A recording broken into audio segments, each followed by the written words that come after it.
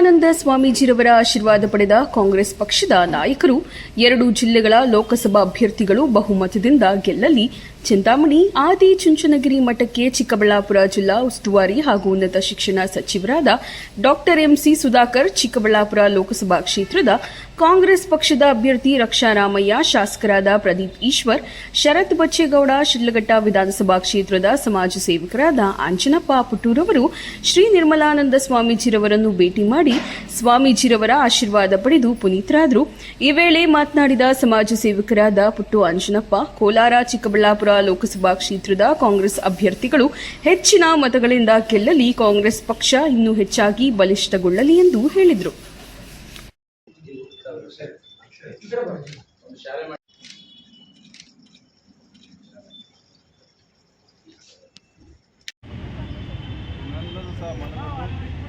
ಸನ್ನಿವೇಶದಲ್ಲಿ ಕೋಲಾರ ಕ್ಷೇತ್ರಕ್ಕೆ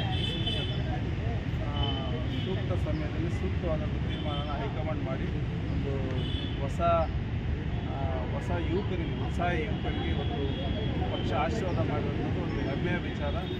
ಕೋಲಾರ ಕ್ಷೇತ್ರದಲ್ಲಿ ಸಂಘಟನೆ ವಿಚಾರದಲ್ಲಿ ಮತ್ತು ಪಕ್ಷಕ್ಕೆ ದುಡಿಯುವಂಥ ವಿಚಾರದಲ್ಲಿ ಎಲ್ಲರಲ್ಲೂ ಸಹ ಕಾರ್ಯಕರ್ತರಿರ್ಬೋದು, ಜನಗಳಲ್ಲೂ ಸಹ 100ಕ್ಕೆ 100 ಪಟ್ಟು ಉತ್ಸಾಹ ಹೆಚ್ಚಾಗಿ ತಾನು ಮುಂದು ನಾನು ಮುಂದು ಅಂತೇಳಿ ಕಾಂಗ್ರೆಸ್ಗೆ ದುಡಿಯುವಂಥ ವಾತಾವರಣ ಸೃಷ್ಟಿಯಾಗ್ತಾ ಇದೆ.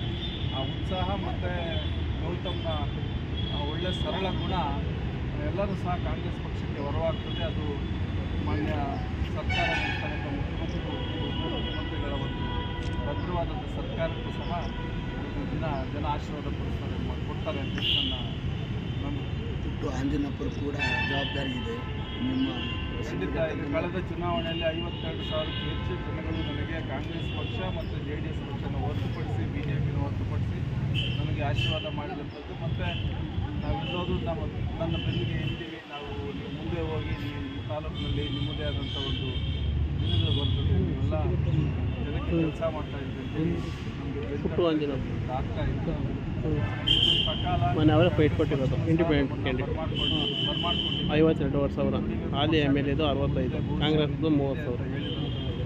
ಇವೆಲ್ಲವೂ ಸಹ ನಮ್ಮಗಳ ಮತಗಳು ಮತ್ತು ಜನಗಳಲ್ಲಿ ನಾವು ಗಳಿಸಿರೋಂಥ ಪ್ರೀತಿ ಮತ್ತು ಕಾಂಗ್ರೆಸ್ ಪಕ್ಷದ ಅಭಿಮಾನ ಎಲ್ಲ ಯುವಕರಲ್ಲೂ ಸಹ ಏನು ಕೇಂದ್ರ ಸರ್ಕಾರದ ಒಡೆದಾಳಂಥ ನೀತಿಗಳು, ಕೋಮು ಸೌಹಾರ್ದತೆಯನ್ನು ಹಾಳು ಮಾಡೋಂಥ ವಾತಾವರಣ ಸೃಷ್ಟಿ ಮಾಡೋಂಥದ್ದು, ಇನ್ನೊಂದು ಕೋಮು ವಿಷಬೀಜನ ಬಿತ್ತಂಥದ್ದು, ಯುವಕರಲ್ಲಿ ತಪ್ಪುದಾರಿ ತರೋಂಥ ವಾತಾವರಣ ಸೃಷ್ಟಿ ಮಾಡ್ತಾರೆ. ಇದೆಲ್ಲವೂ ಸಹ ಇವತ್ತಿನ ದಿನ ಜನತೆಗೆ ಅರ್ಥ ಆಗಿದೆ.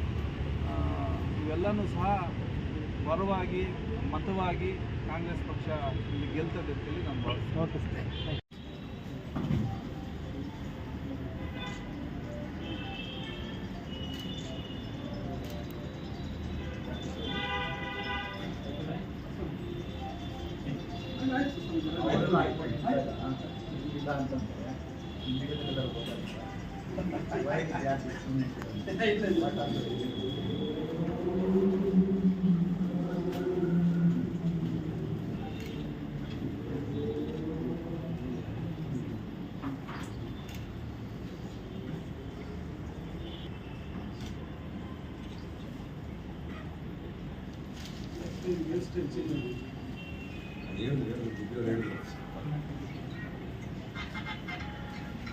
Yes,